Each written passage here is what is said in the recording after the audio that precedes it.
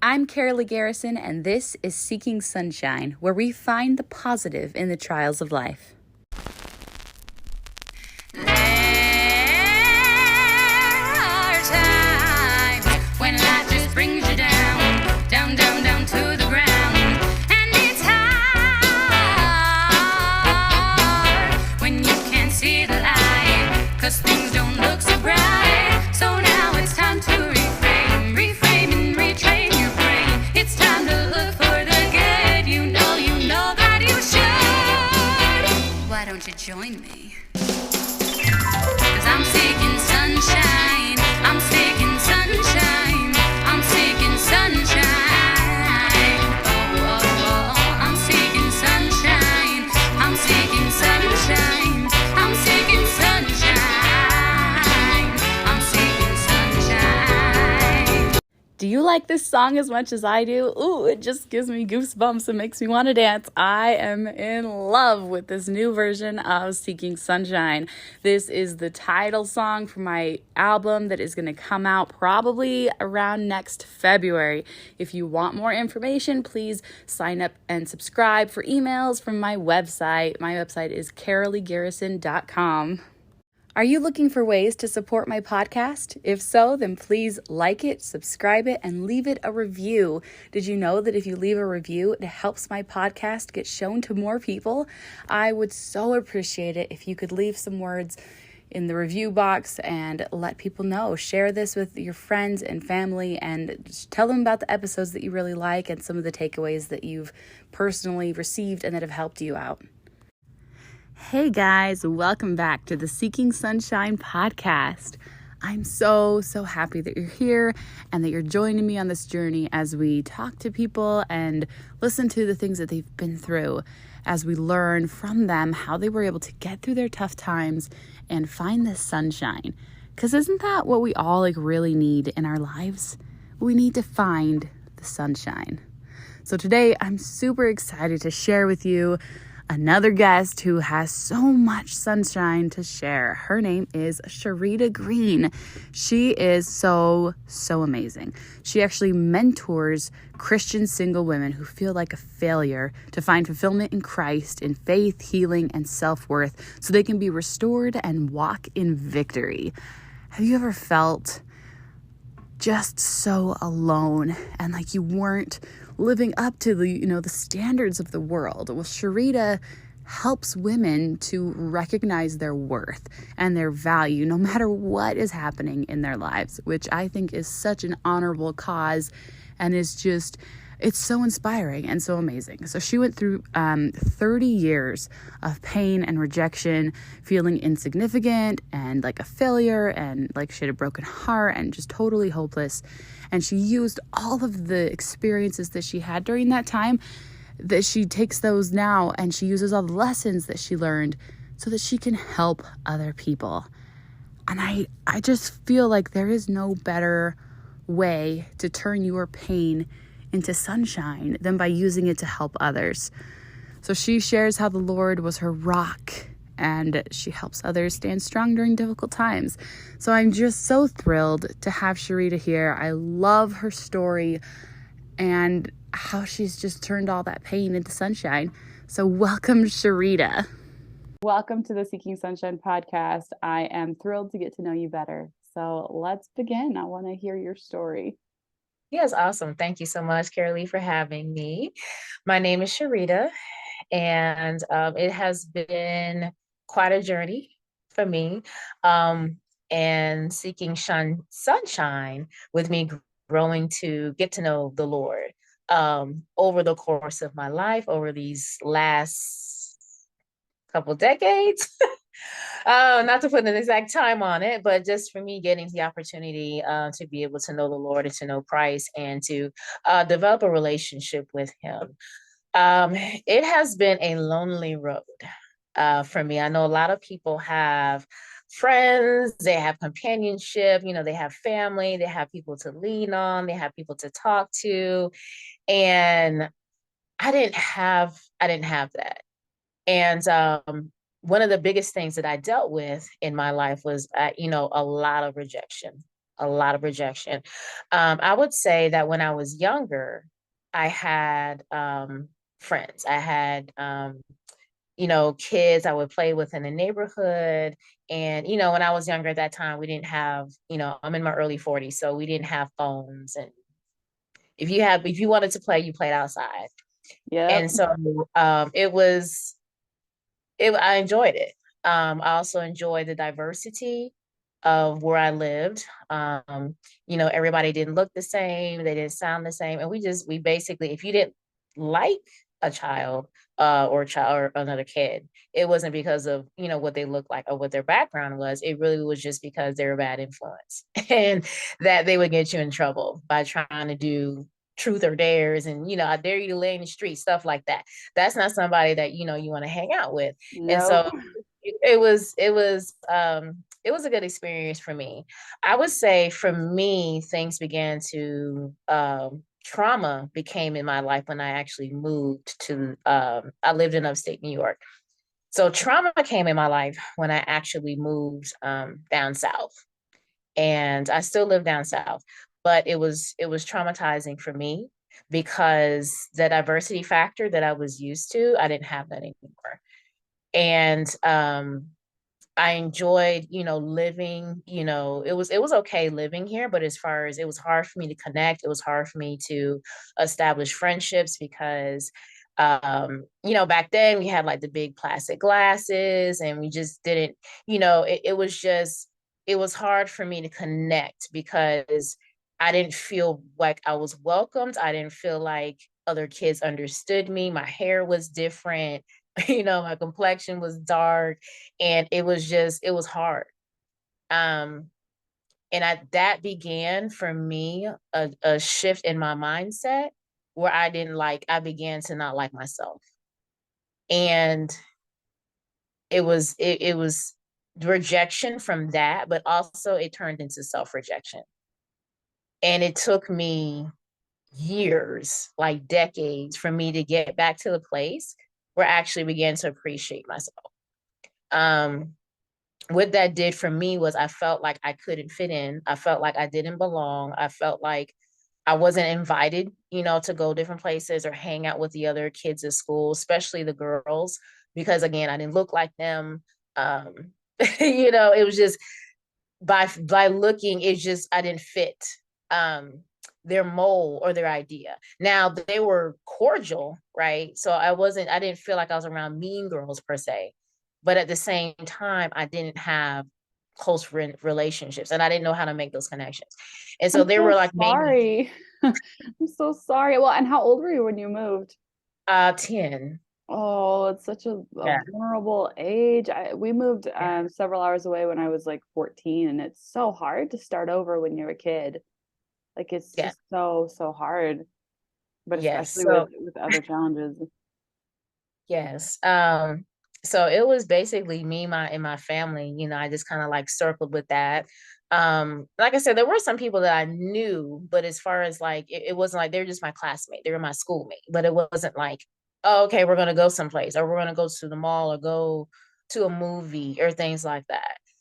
At the same time, though, I was restricted from a lot of things growing up as well. So there was some things I maybe wanted to do, but I didn't have permission. So a lot of times when I see young people like, hey, I'm going here, hey, I'm going there, it's like I didn't have those opportunities. And then if I wanted to go somewhere, I had to give my family the 5 W's: who, what, where, when, why, how, and a phone number, which was, I think that kind of need to go back to that a little bit. But so there was field trips, like my whole class would go on a field trip and I couldn't go. Oh So no. had to, yes. So I had to, so on top of that, I had to go sit in a whole nother classroom for the whole day of school, looking like, why am I here? And then everyone in the other class knows, and that's so sad. Everybody went. And it was certain places I can go and certain places I'm like, why can I not go on the field? It's like it's a school trip. Like it wasn't like, some random, the principal, you can call the school, the APs, everybody. But it was just so things like that made me even feel more distant like I couldn't feel like I was included. So it didn't really help the situation. I mean, there were some places I could go, but there was places I couldn't go, and I didn't understand. If it was a sleepover, I couldn't go. Um, it was just things like that. So when I got to middle school, I actually I was able to connect with a group of friends um, that I thought were my friends, but then it became boy jealousy in the group because you like the same guy and stuff like that. And so Middle school is all about the boys. I don't know yeah, why, but like it was for me too. Like it's a rough time. yeah, it was like all about basically this was when they had three-way calls and we had rotary phones. I remember that we all got on the phone, three-way called, and I remember that they called me and told me basically I couldn't hang out with them anymore. They criticized me. Now, this is the thing. It was people who were of my same race that were doing that, right? So the people from my same race were called me, told me that they were criticizing how I looked. They told me I couldn't hang out with them anymore. They told me not to talk to them anymore, which was interesting because one of them had failed like the previous grade. And I was like actually like helping her do her homework so she could pass this year. It was really interesting, but they were kicking me out of their group per se. So a lot of times, people may think that is they're of the same race. And so then it made me feel like, wow, people from my own race. Okay, so it's one thing if it's from a different race, but then I've got people from my own race that were rejecting me and turning me down. And the whole boy situation and saying that I was ugly and they just completely kicked me out of whatever. And so um by the time I got to high school, it's like I didn't really have anybody. So from my middle school experience. When I got to high school, at that point, I realized that I felt like I couldn't connect with girls at all. And so again, you're my classmate, but that was it. And so I began to my friends that I did have were guy friends because I knew that I wouldn't be able to have a date those guys because I wasn't their type, but I knew that I could be friends with them. So what happened in my mind was I couldn't, and this is something that set me up, and it's a horrible thing because it was something that set me up for kind of like the rest of my life that I can't connect with females and that I'm going to be rejected by them because I don't fit in. And so that's something that was like stamped in me. And so as I began to go through high school, honestly, I probably had maybe less than five, girls that I actually like would talk to, but everybody else was a male friend. It's really interesting how we start creating these deep-seated beliefs when we are so young and how much they impact our entire lives. And so your belief that like girls don't like me, I can't connect with girls, like that has Mm-hmm. repercussions decades later. And Mm-hmm. it's just interesting that as we look back, we can see that. And so hopefully now as adults, we can help our kids to navigate those same emotions in a healthier way than we did. Absolutely. So it set that up in my mindset. The people that I knew, like I said, five, I went to church and I was singing in the choir. I didn't start going to church until I was 14. Um, and prior to that, it was like three times a year and you meet family. But it wasn't until I was like in high school, that's when I actually started going to church every week. And so the girls that I was saying in the choir with, I knew them and I connected with them, but I didn't go to school with them. I only saw them and we weren't the kind of family that went to other people's houses, and hung out with other people's families and things like that. We really just kind of like, I felt like we were secluded amongst ourselves. And so it's like, even with our um, cousins and uncles and aunts, it wasn't like, oh, hey, we're all going to get together. Oh, hey, we're all going to meet up every other weekend. Or, hey, we're all going to go to this. Only time I saw them was like at a family reunion. So that's once every 2 years, maybe once a year, even though there was family in the area. Right. And so even to this day, it's still that same way. And I was actually praying about it. I said, God, what is it that we can do to fix that? Right. It can't be just, as I got older, I began to see other families, how they operated, how they worked. And I said, we're not like that. And so how do we get to that place if it's been functioning in this place of distance and disconnection for so long?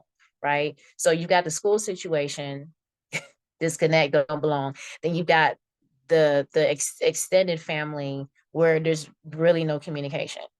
We don't see each other, we don't talk, there's no communication, we don't hang out, we don't go places, we don't do anything. It's just, I'll see you once a year, I'll see you every 2 years. So Missing that my connection to other humans. And like I think if all of us have learned over the pandemic, like how essential it is that we connect to other people. And it's so like I'm sure that like there's a solid chance that your parents were just like, this is how we're comfortable. This is how we're gonna live our lives. But like what an effect that had on you. Yeah. And at the time, I didn't realize there's a lot of things I didn't realize because we were pretty much within ourselves, right?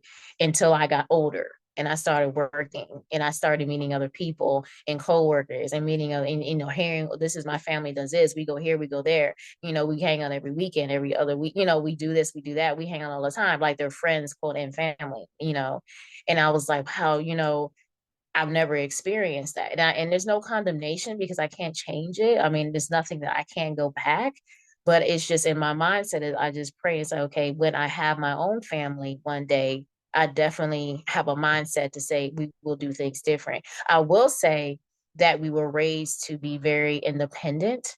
So by the time I came out of high school, I knew I was self-sufficient. I had my apartment at 19.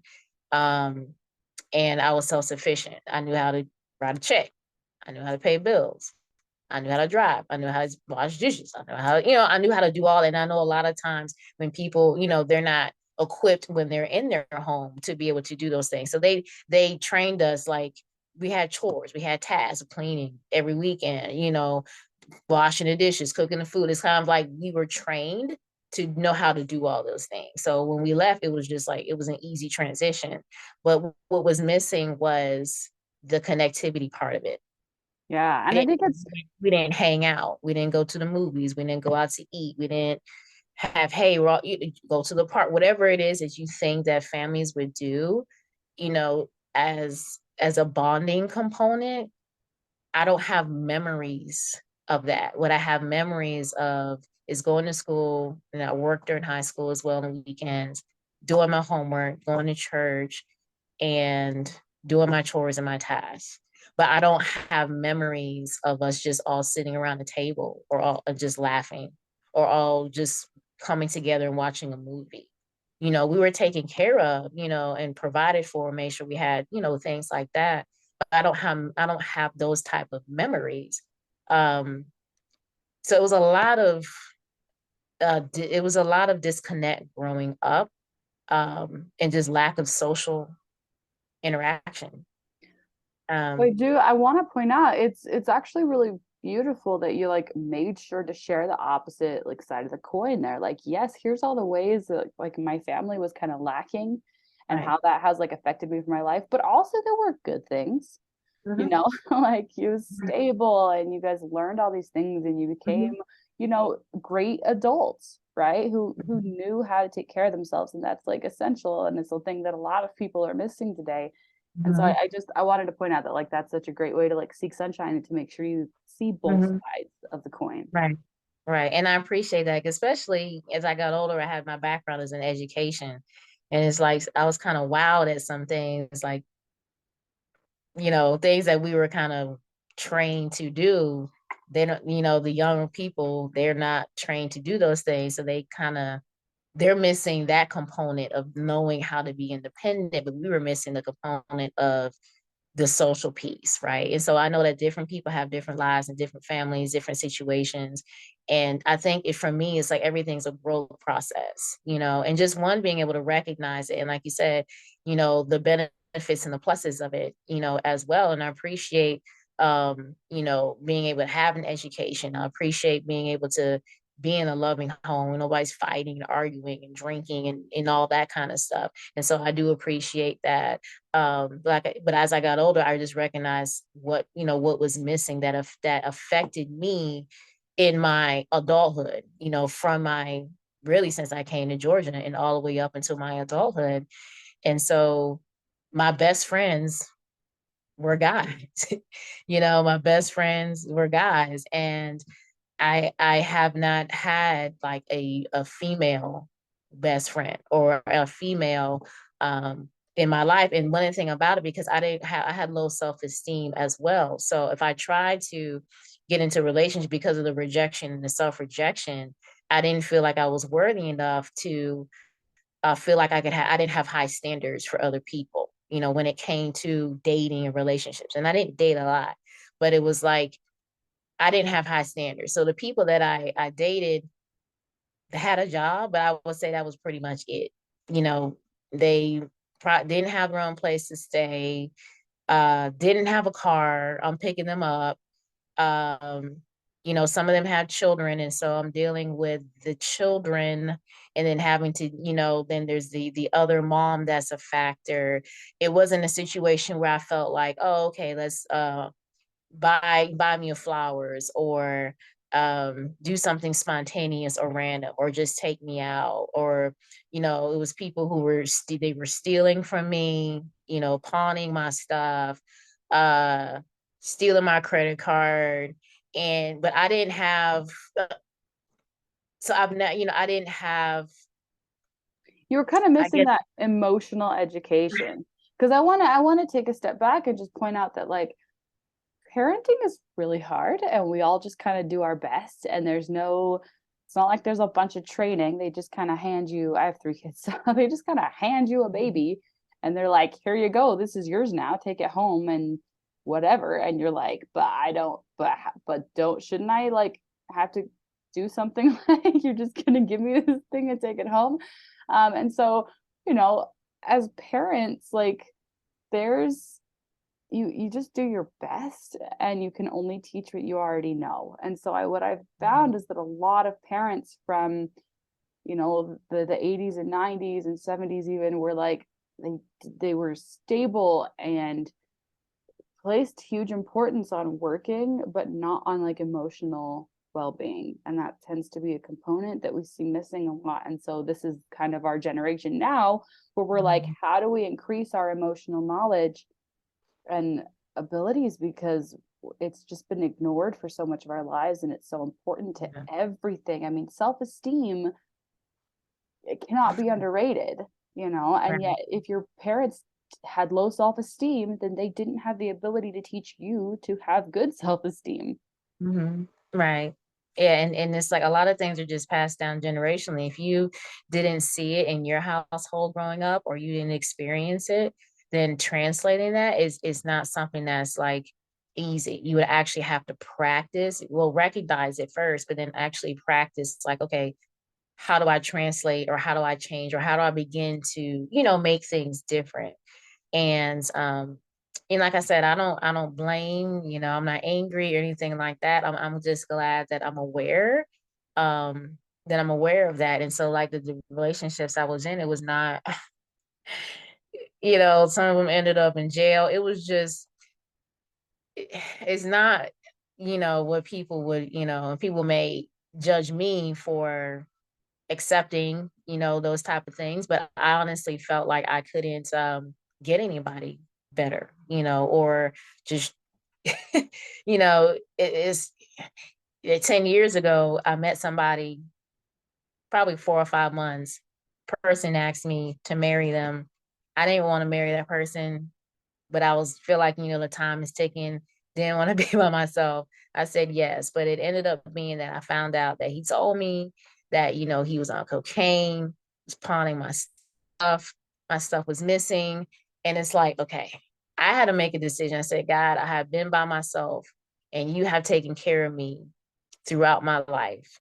And I just met this person. It's like, I know you, but I don't know him. And so I have to make a decision and say, okay, I'm willing to break this off and say that I'm going to be by myself and not have to end up in something. It was a decision for me to say that, even though I had low self-esteem, in some areas when it comes to relationships, other areas I didn't. But when that, I was like, I had to make a decision and say, okay, I'm going to trust you, God, in this, and continue to be by myself, because I stayed by myself for 15 years, minus that situation. And God had always, even though I may not have a lot of money to like buy a whole bunch of stuff, But God always made a way for me to make sure that I kept my bills paid, kept the lights on, and kept food on my table. And I was always thankful to him for that. I said, I don't need, someone to come in when you've been doing this for my life. And so I had to make a decision to say, okay, I'm just going to have to be by myself. Now that was like 10 years ago. Um, but a lot of times, people make compromise. And um, I just find that,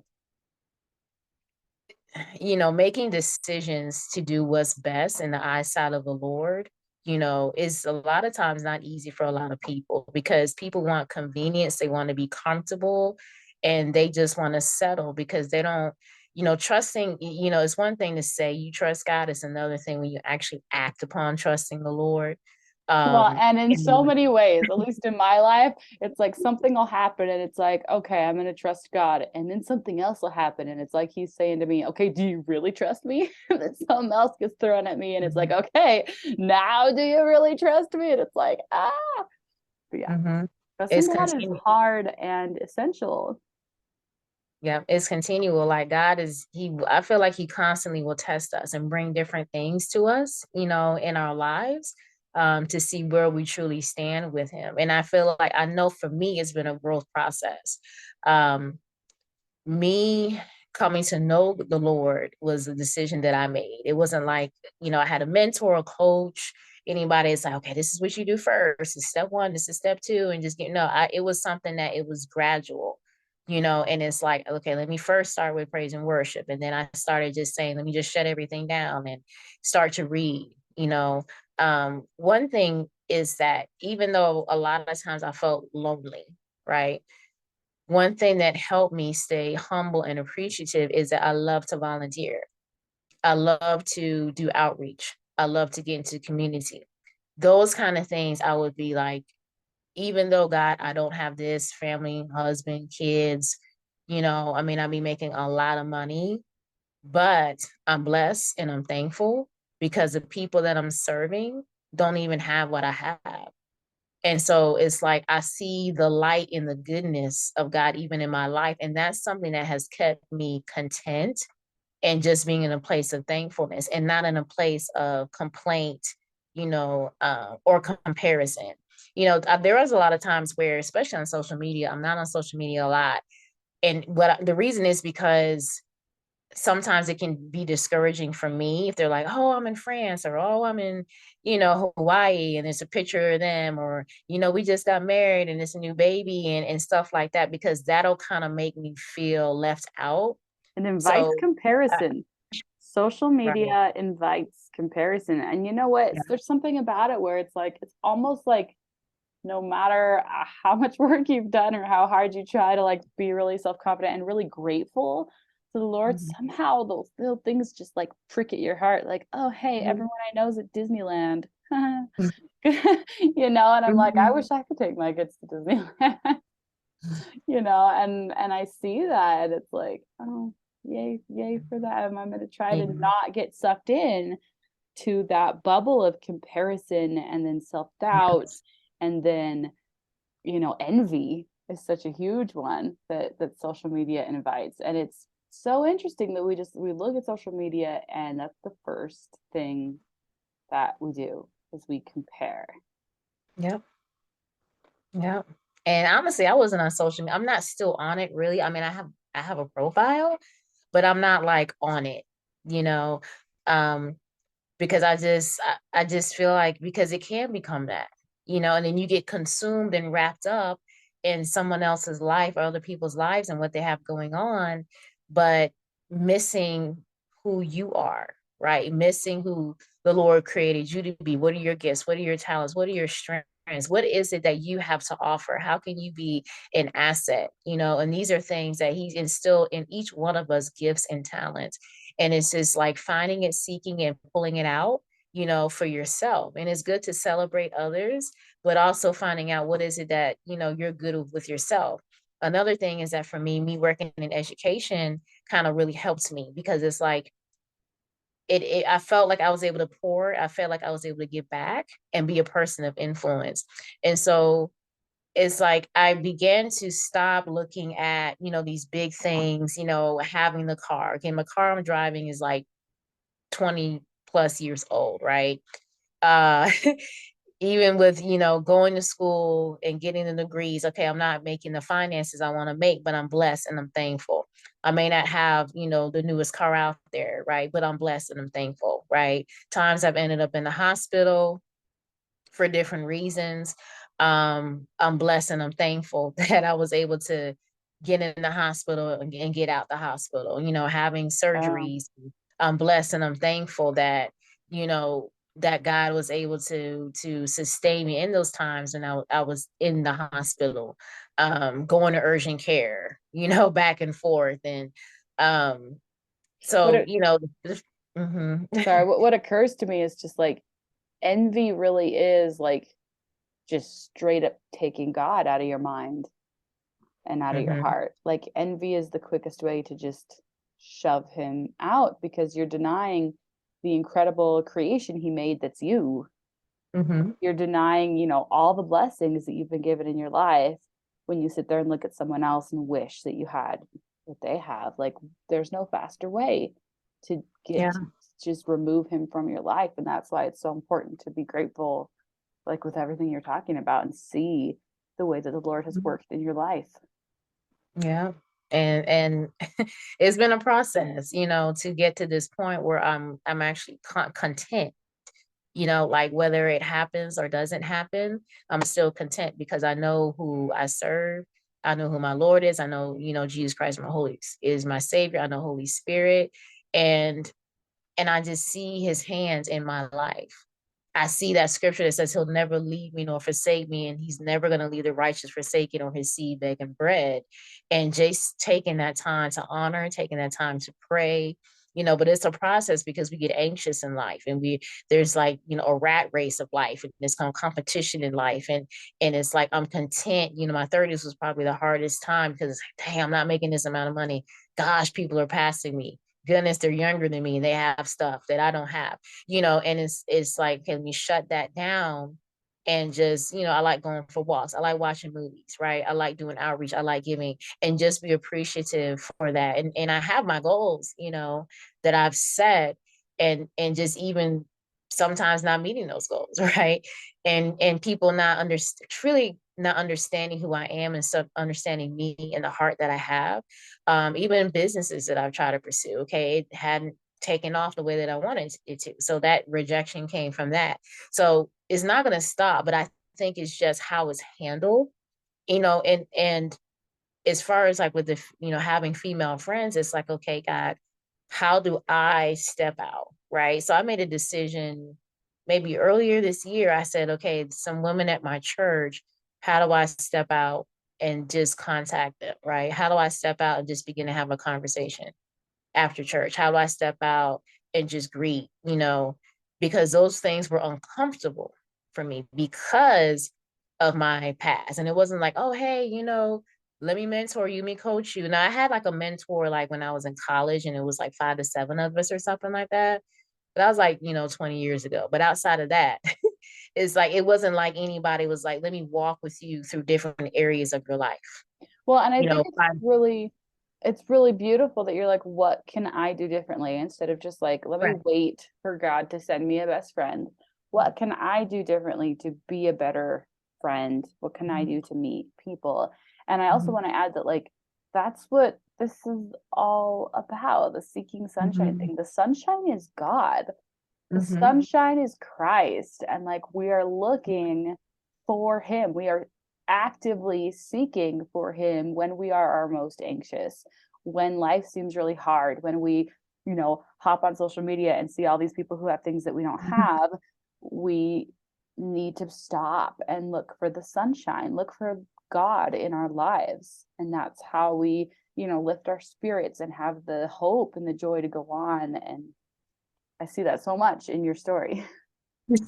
Yes, and it's like because it's like it's I have to make a decision to say that I'm not going to be defeated, right? And it's like Christ has given me the victory. He's caused me to triumph. He's caused me wanting to conquer. Like praying the scriptures, saying declarations to the point where it begins to connect, right? And it's like well, I'm not just saying it, but it's like I actually truly, truly believe what the word is actually saying and applying it to my life, and that, I am here for a reason. I am here for a purpose, right? There's younger people who I know that they need strength, right?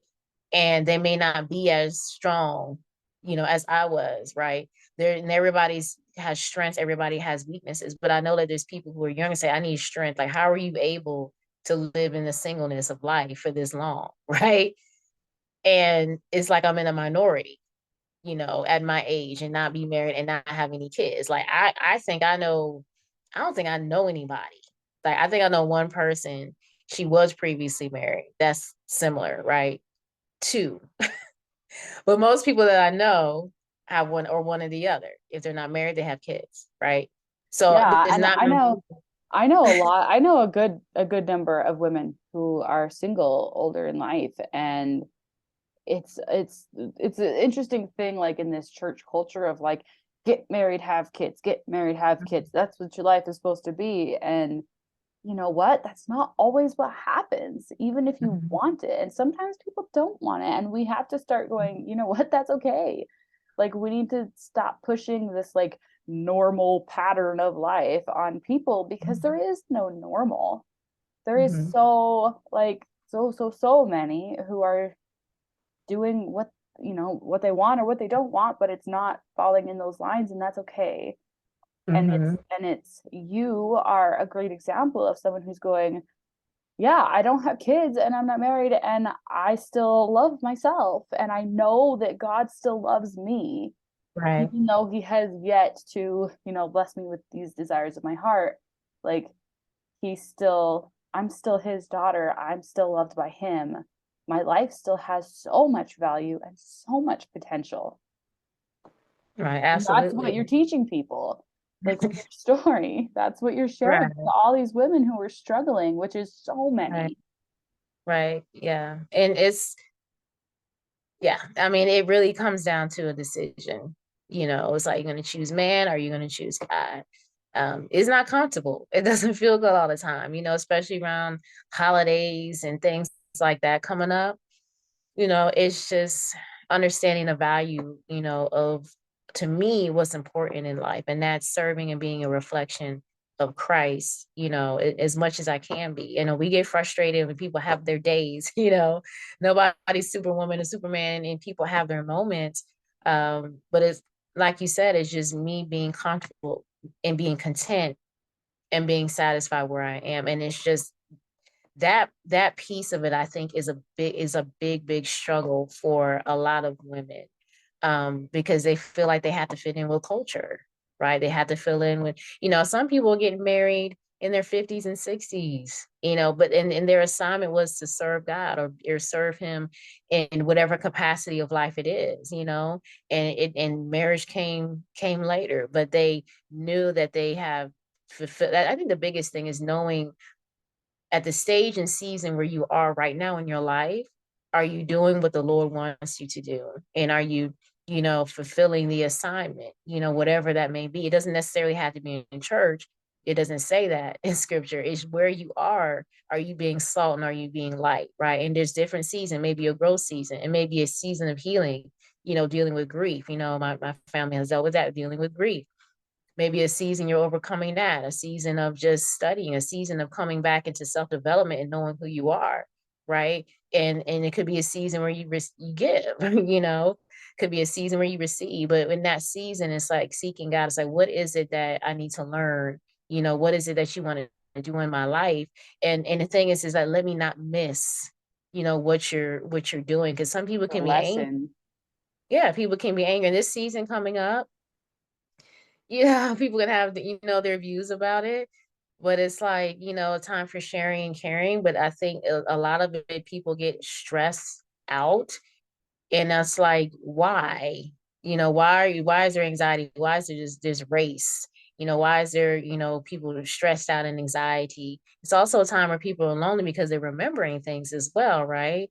But if we bring everything back to Christ, he wasn't that way. It's just knowing him, to me is the biggest thing in sharing and giving and caring, and being the best person that you can be, celebrating a life. And that's something, again, I've had to do a lot of fasting and praying about, truly, because it wouldn't have been me, right? Like Carl, the people have the house, have their own house and thing, whatever it is, um, that I'm not ashamed, because sometimes shame would come, you know, shame would come upon me, because I felt like, what is it about me that I'm not able to have these things right now at this point in the stage of my life, and then I would just feel shameful. Um, and I would just and I really had to learn to go to God about a lot of things. And with me reaching out to women, that's a big step for me, because of my life and the lack of social interaction, I had to learn how to go to God for pretty much everything, and talk to him. Like, he actually is he is my best friend. Me going to people was more of a challenge, because of a lot of pain that came from people in my life, um, more than support, you know. So me reaching out, it's like, okay, like even asking, do you want to go to a movie? Right. That's a big step for me, because I was like, I will go by myself. But for me to ask a woman if we want to go to a movie, so that's, and we all have stages where we're still growing and still healing. Right. So for me, that's a big step, because it's like people are not asking me, but it's a big step for me to ask. Or I've invited people to different places, and I'll get turned down, but I'm not sometimes. But I'm just at the point where it's like, okay, if you want to come, fine. If not, fine. But I still love you with the love of the Lord. But it doesn't. I have to continue to push myself, in that area, and just trust that I can have that feeling of girl connection and things like that, um, in my life. And so I don't feel bad or sorry for myself or anything. And I want people to feel that way about me. But that's just, everybody has different areas that are weak. And so that was that's been a weak area for me. It's easier for me to talk to a stranger, uh, talk to a bunch of teenagers, or be friends with a guy, than it is for me to approach, or feel comfortable being around a group of women. That it was like the most uncomfortable feeling for me, because of the wounds and the scars, that I started enduring at 10 years old, um, and just not feeling wanted or accepted or valued, by other women who are, like I said, of a different race, culture, and the same race, you know? Uh, Yeah, absolutely. And I feel like the shame that you described, that everybody has to go through that in mhm, one way or another. Like, I have certainly felt, I got married really, really young, but I have mhm, absolutely felt that shame in other areas of my life. Like, just I feel like that's something everyone has to deal with. It's not, it's universal. It's not, we're not the only ones that are suffering. And mhm, so as we like mhm, share that, we help other people feel like they're also not alone. But I feel like the most important thing, like the through line through all of this, is knowing who you are as a child of God, and knowing, like, being secure in your own self, knowing that the Lord is guiding your life and that He loves you for everything you are, all of your faults, all of your flaws, and all of your amazing qualities too. Like, He loves you for all of it. And that having that self-assurance that when you reach out in that way that feels really scary for you, that like it's going to be okay. The Lord is mhm, guiding my life. And if they reject me, still knowing that Christ is not rejecting me. mhm, Like, I have security in Him and I can rely on that always. And so I feel like the struggle is when we don't have that level of security, when we don't, mhm, and it doesn't matter if you're married or not, because so many people get married and they are not like whole people individually. And so then they struggle so much, as they try to do this thing called life together, and then they fight Mhm. constantly, and it's not always this great beautiful thing. I mean, I could tell you my husband and I fought for the first, I don't know, decade, where we just had Oh, our wow. 30-year anniversary. I mean, it took us a Oh, long time to get on the same page and to finally actually feel connected and feel like we're really a team. And we still have disagreements from time to time, but like it took a really long time and a lot of perseverance to get there, because mhm. neither of us was like self-assured, neither of us was whole by ourselves. And so whether you're single or married, like that's the thing, is like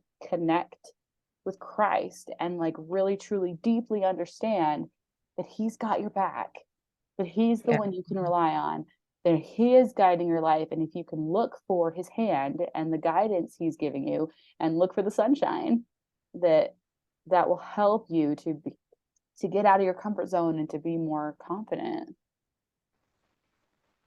Yeah, absolutely. Yeah. And like you said, it's like married or single or people are dating. Um, it's across the board. As far as the struggles, I mean, the kids come involved and that's different. So the struggles may be slightly different. But like you said, if there's insecurity in any of those areas, whatever stage of that person is in, then it's gonna affect the other person, right? And definitely affect themselves. It'll affect themselves and their mindset about life, their capabilities, um, who they are, what they feel like they have to offer. Because it's not like there's a class on it, right? When you go to school, they just teach you everything that's academics. But when you finish with that, then life hits. But you spend most of your life not in academics. But They they don't don't teach relationships. They don't exactly. teach you how to be emotionally secure and how to deal with other people. And that's like, honestly, it's more important than all of that education. It's more important than math, because our entire lives are relationships with other people through everything we do. Mm-hmm. Yeah, and they don't teach you. Yeah, there's no class. There's no class on how to actually get along, how to connect, how to have conversations with people, how to respond, you know, to people and things like that. And so when people get older, they're trying to figure it out, you know, and then that's when people may not receive them well, but it's like they're trying to figure it out. They don't know. Maybe what It's they're a saying. messy process figuring it out. Yeah, yeah. They may not know like what they're saying is off-putting. Like for me, um a place that I was at, a place of worship that I was at, it was hard for me to fit in, but I could pick up spiritually because I was quiet and I stayed to myself, but they were more A type. And so for them, people who are not A type, they think that I have an attitude or I'm not, feeling them. And a lot of times I'm not even thinking about them. Like, not, you know what I'm saying? I'm not thinking about how you're thinking about me. They're thinking about me, and I don't even know that they're thinking about me in a certain way because I'm not perceiving them to be, if they're A type, they're A type. When I see people, this is their type, that's their personality. I don't care. You know what I mean? But there's other people who, if your personality's not like mine, then they have a problem with you or they don't understand you, or they're critical of you. And it's like, but that's not my personality. Just because I'm quiet, it doesn't make I'm a mean person. Where have I violated the word of God? Right? Am I mean? Am I saying something bad? Am I sabotaging? Am I evil or what am I? How is what I'm doing violating the word of God? Just because I'm quiet and I say to myself, it doesn't mean I'm violating the word. Well, and Doesn't mean I'm not a Christian. it doesn't mean that you think you're better than them, which is Right. always, I feel like that tends to be right on the top of the like, she's not talking to me, she thinks that she's better than me, and you're like, but no. It I don't doesn't have mean anything to say. that. The thing I don't have is that, anything. right, most people, the things that they say, these awful things, it's like it's really just because of their own insecurities, because they're sitting and they're going, why isn't she talking to me? Am I too ugly? Am I too fat? Am I too something? Like they're sitting there um focused on their own insecurities and wondering if your behavior is about them when your behavior is about you and their behavior is about them. Right, right. And It's that's like how I'm we not even, all operate. yeah, it's like there could be something going on in that person's life. You know what I mean? Like in that in the place I was referring to, it's like, you know, I was dealing with grief because my dad had just passed away. And they did do the repass, like I had just got there. He had passed away, had just got there. And they were a very family oriented church. And so I talked to you about how I didn't experience that. So one, everything I see is foreign, right? Because I didn't experience the whole family bonding connection. And that's what a lot of them were. They were all family related, connected. And then I'm dealing with grief. So I kind of don't. So if anything, it would be I was expecting for them to try and make me feel comfortable, or like, hey, how are you feeling? Or how, come with us to this event or something like that, to try and extend themselves versus criticizing me, It just you comes know. down to like communication. It's like they didn't know and they didn't bother to ask. Mhm. Instead of like reaching out with compassion and assuming your best intentions, Mhm.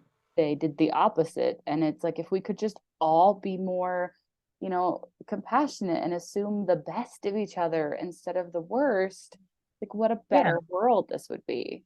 Mhm. And just be more and to be more sensitive in that moment, and not to make assumptions. You know what I'm saying? It's like I'm trying to process and keep going through my day and still work, right? So I think it's just making those assumptions, and just I think as a people we're very I don't want to say cold, but we're just not really as We're very concerned. prejudiced, like Yeah. in all sorts of ways. Like, yes, like race and skin color, but also like marriage and family, and like you're not following the prescribed, like Mhm. we're just super prejudiced. If you're not doing what I think you should be doing, then something's wrong, when it's like that's not true. Mhm. And you have Mhm. no idea what they're going through or what they've been Right. through, you know? Right. Right. Yeah. And that's why it's just, just I think being more aware of what's happening in your surroundings, and paying attention more, and just kind of, hey, let me reach out. Like my neighbor, my neighborhood, we had a function, which we normally don't have. They had a function like in September, and I was back there in the person's yard, and one of the neighbors came up to me. She approached me. She was like, "Hey, you're gonna." I was on the phone, but she's like, "Hey, you're gonna join us?" And and I was when I got off the phone, but it was the fact that she came and approached me and things like that. And she's like, "When you come over, just sit with me and my husband." And her first name is my middle name, so connected. But it's like, and come to find out, she's also a believer. She's a Christian. She does children's ministry in her church, throughout the week and things like that. And so, we connected ever since, and so like this is one of the things also for me, stretching to connect with her with other women, even though she's married, no kids, but it's like, let me connect with her. So for me, that's a growth process. And like, okay, she is a very sweet, kind person. We met at her house and just talked for a couple hours, but it was a blessing for her to come. But and then for me to also accept and to take the time to get to know her and reach out to her. She's like, well, I'm just praying for you and your mom and things like that. And just, and me encouraging her with her mom, because her mom is she has a thing and dementia or something like that. But it was just awesome how we were able to connect, in that moment and in that situation. And she was observant, she paid attention, she listened, and things like that. And I think if we're just all more just aware of our surroundings and just kind of see, because she realized I was there by myself. But everybody doesn't do that, and so it's just um especially as believers, that we're more, because I think a lot of times it's very ritualistic and routine. We come, we sit, we listen. You have your group that you hang out with, but there's people who are hurting, and just being sensitive and kind of just being observant, and just saying hello. Yeah, sometimes saying hello. How's your day going? Right? That can mean a lot to someone. There was a lady that I was talking to, and I was giving her some suggestions about some things she could do. About she has some insecurities about some things. She said to me that I appreciate you coming over to talk to me and being nice to me. In my mind, I didn't think that I was doing anything extravagant, but in her mind, it was like, oh, you're being, I was being nice to her, right? And I could tell that, when she came in the beauty store, that she was kind of anxious, and she was talking a lot and just telling me some things, and so, but I went back out to talk to her afterwards, and so it's like, I think if we're just more aware, we never know who we can be, like you said, be a light, be a sunshine to, be a beacon of hope to somebody. Like for me, for her, that was exciting, and you just never know, in the things we do. Because I was praying, I said, God, I knew that I could make an impact on the teenagers that I work with, and I haven't been with them since COVID, really. But it's like, how else can I make an impact and actually see fruit in people's lives? And I think just doing small things, little things, can brighten up someone's day. And I think just looking for the little things, you know, can make people Well, feel better. it's I'm so we just saw The Chosen. Have you seen The Chosen? Do you know what that I have is? not. I Oh have my not. I haven't gosh, seen the it's first two amazing. seasons. I've seen the first two seasons, Okay. and I wanted to go, but I didn't get a chance because I worked. Yeah. But I We will were see it when it comes out on the app. Yeah, today I think it comes out. Anyways, we were really lucky that we happened to get to go see it because I didn't think we were going to get to. But what this reminds me of is just like what an incredible example of all of this Christ was. Like they had the prescribed religious traditions of like you go do this, this, and this, and then you're following your religion. But he did something totally different, and he paid Mhm. attention to everyone around him, Mhm. and yes, he certainly had like more insight than we do. but Yeah. he but he paid attention and he saw everyone. He Mhm. saw them. And that's what so many of us are missing is we don't feel seen. We don't Mhm. feel seen by the people around us. And so that's how do we, follow in Christ's footsteps? How do we try to be like him? We see people the way he saw people. Yeah. And like, what's more beautiful than that? Mhm. Than really seeing the people Yeah. around us. Like that's how we follow in his footsteps. That's how we lift the world. That's how we can make a difference. So I have just loved this conversation. Can you, before we wrap up, I want you to tell me like what you're doing now. Um, Tell us how we can follow you and all the things. Yeah. Yes. So right now I I have a coaching program for Christian single women between 25 and 45. And so they can reach out to me. I would love to talk to them about it to see how I can give them resources and the tools to be able to equip them to grow in Christ and be a strength of support, for them. So that's a coaching program that I have, but Tell me what it's my called. Facebook. What's it called so we can find you? Well, they can just actually just reach out to me. Well, it's called rejection. It's called rejection and restoration. 90 days to win at life as a Christian single woman. And but they can That's a find great me. name. I love that name.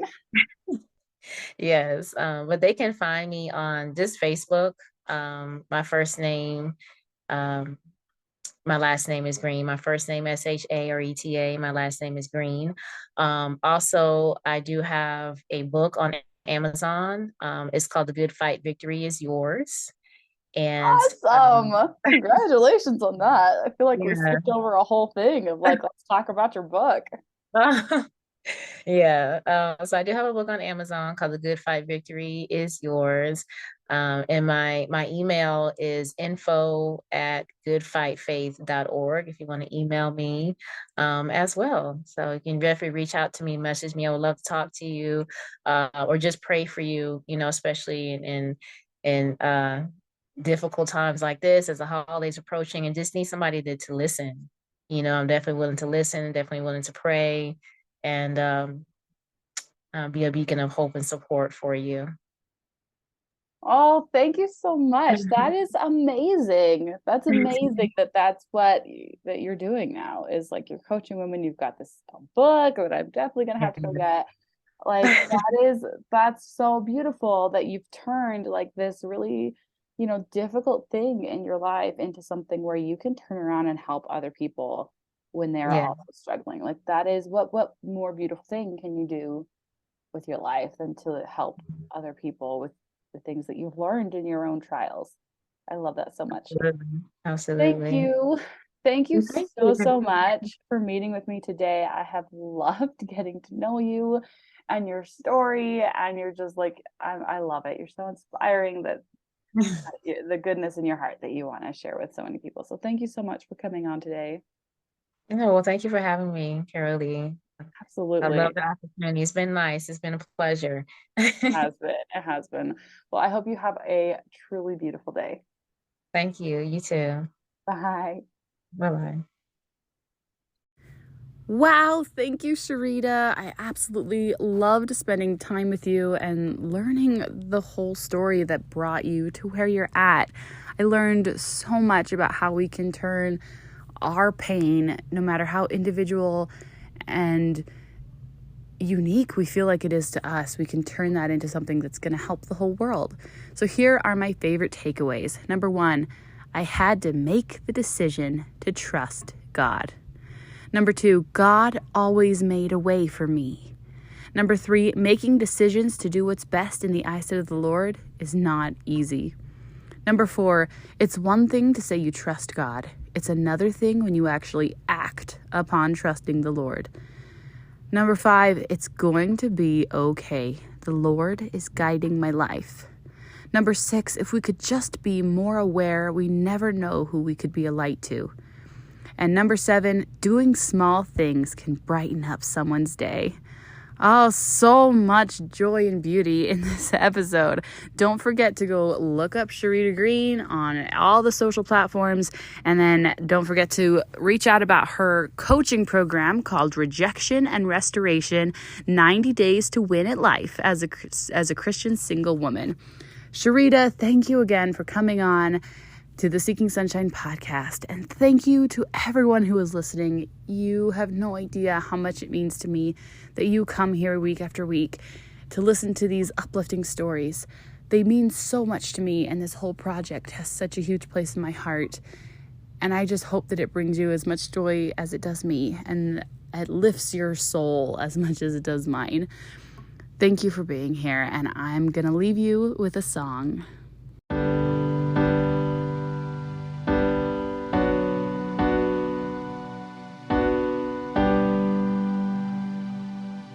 Dear God, I come before thee again.